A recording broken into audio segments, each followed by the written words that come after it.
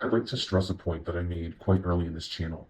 So, earlier I was discussing that I felt very compelled for some reason spiritually, as a psychic intuitive, to come forward and state that I felt the Jezebel spirit somewhere in or around Erika Kirk. And I said that in order to test that theory, to see if she was maybe possessed by this energy, this spirit, put pressure on her, because I know this spirit quite well. The Jezebel, the Lilith, the dark feminine, whatever you want to call it. I know her quite well, unfortunately. And I know that when there's enough pressure, she'll crack and she'll show her true colors.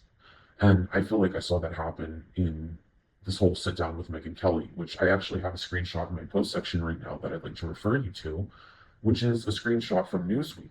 It's an article discussing the talk between Kelly and Erika Kirk, where Kelly was asking her basically how she felt about the people who were speculating on her hug with JD Vance, which actually had very questionable circumstances surrounding it if you consider traditional Christian values.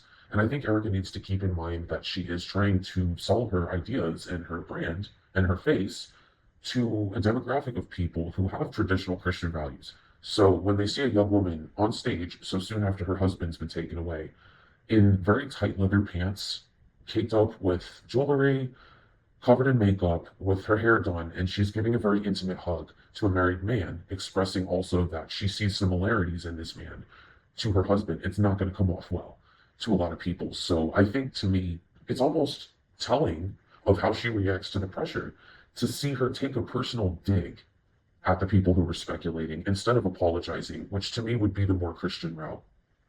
I think that you need to be willing to humble yourself and be willing to look at the circumstances surrounding why people are speculating and be able to say, you know what, I'm sorry if things came off like that. If you know yourself and you know your real intention, then defend it and apologize. Don't sit there and say, oh, these people who are hating on hugs must need hugs themselves. Because later on in the talk, you went on to say that you're glad you're not the people who are facing the judgment of God. And to me, when you consider those two statements together, it sounds like the narcissistic Jezebel spirit, and I don't see another way to prove it.